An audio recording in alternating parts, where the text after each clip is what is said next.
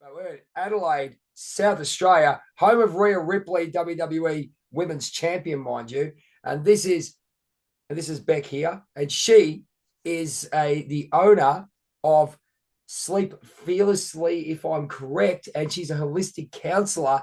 And I met her on TikTok, and her story My is childhood incredible. really was a bit of flight and fight mode, constantly kind of tiptoeing around depending on his mood. When it was high, it was high. When it was low, it was low. And I think I was remembering when I wrote this about, tying him up once when he was drunk and Wow. sleeping around the side of the house with our blankets and then, waiting for him to untie himself and run up and down the road. And I remember thinking growing up how funny that was. And now I don't. Wow. I actually it brings me a lot of sadness now, and I think I ask everyone about past traumas and past emotions that come in because we do have memory triggers that come in. How do you feel now? I'm sorry we're going back off the topic. This is what I do to help with understanding.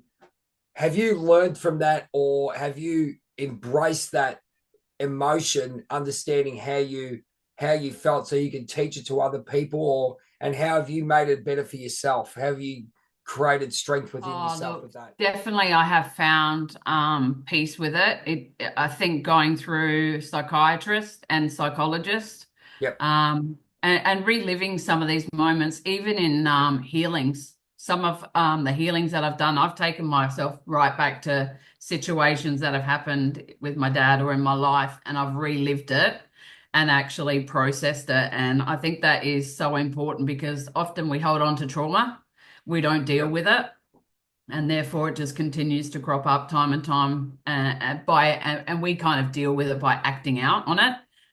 So yeah, lots of therapy and lots of self-love and self-care. And So yeah, how I did can talk about it so and disassociate myself a little bit more from it now. absolutely. So what about I'll go before you keep going. Yeah. Everyone goes, we deal with our pain, or you have to go and deal with it. When someone said to you, deal with it, what did you go, okay, how the fuck do I do this? Yeah. It's funny because I remember my life history used to come up every time I was wasted. Like there'd be a tipping point in the night where it'd be fun, and then all the stuff, all the trauma would come up, and I'd tell anyone that listened. And I remember a friend saying to me at the time, babe, like it's the past, get over it. And I remember at the time thinking, oh my God, that's so freaking cold. What a bitch. But now I actually realize it wasn't for her to fix, it was for me to fix.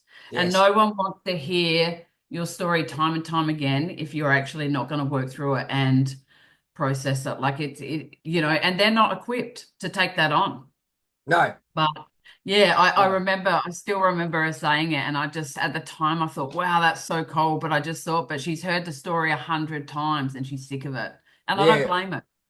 Uh, There's a point where your friends are enabling your behavior. And at some point, and I love Mel Robbins because she's got this great podcast around no one's coming to save you. And I friggin' love it because nobody is. You got to do the no, work so yourself.